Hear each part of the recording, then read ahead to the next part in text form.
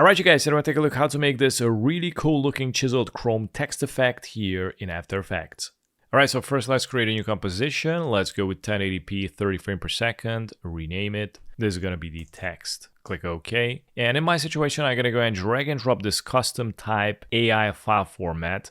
Now in your situation, you can select the type tool and type in something. And in my situation, I'm just going to drag and drop this AI file here, right click, create, select create shape from vector layer and delete the original AI file and just recolor this one to white. And now I'm gonna go here to the project. Let's create a new composition and this is gonna be the texture. Click OK. And here first I'm gonna right click, go to new and select the solid. This is gonna be the background.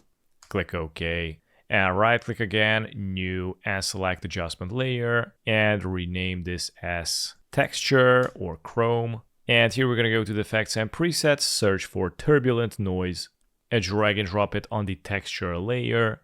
And here we're going to go to the fractal type, change it to max, noise type spline. Here I'm going to go to the contrast, increase it to 225, brightness, I'm going to try with -25, complexity, decrease it to 1, and I'm going to go and search for Gaussian blur.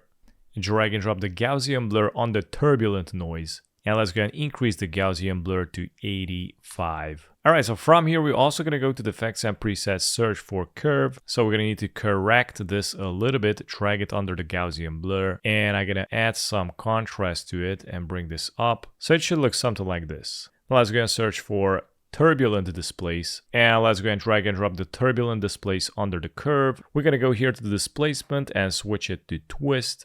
I'm going to go to the amount and increase it to 162, size also 162, and we're going to need to animate the evolution. So we're going to press and hold Alt. Let's go and click on the stopwatch at the evolution. Well, let's go here to the expressions and we're going to type in time asterisk 100. Click somewhere here to deselect, hit play, and it's going to animate it. And now I'm going to need to add another blur and I'm going to select the Gaussian blur, press Ctrl D to duplicate and drag this Gaussian blur under each effect. And here I'm going to decrease the blurriness to 20.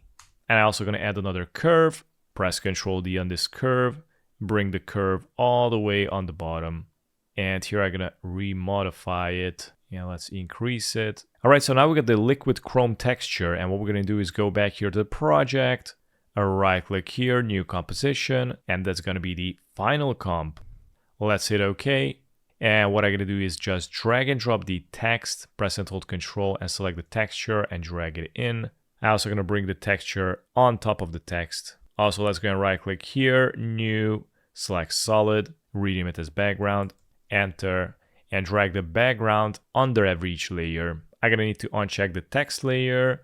And let's select the texture layer. And now we're going to go here to the effects and presets, search for CC glass, and drag and drop the CC glass on the texture. And here we're going to open up the surface. Let's go here to the bump map, change the texture to text, change the property to alpha.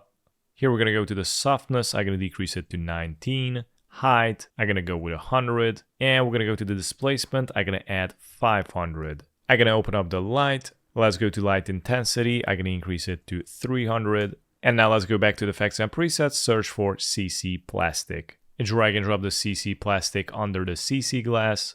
Here we're going to open up the surface bump. Let's go to bump layer and change it to text.